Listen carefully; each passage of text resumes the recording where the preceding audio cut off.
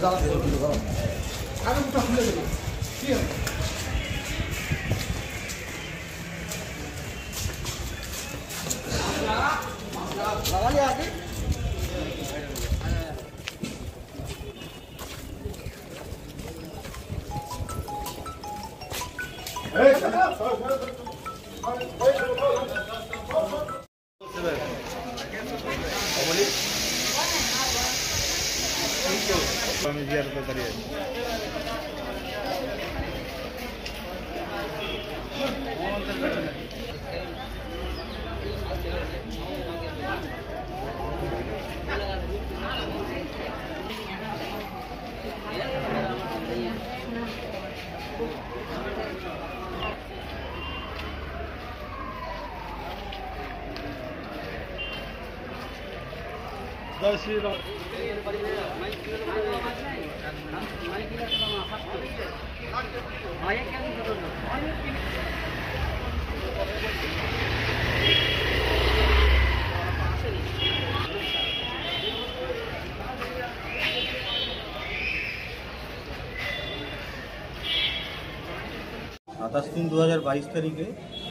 একজন মেয়ে, নাবালিকা মেয়ে, সে বাড়িতে একা ছিল। তার মা গেছিল তার দিদির ছেলেকে দেখতে এবং সে তার বাবা নিজের কাজে গেছিল, বেরিয়েছিল।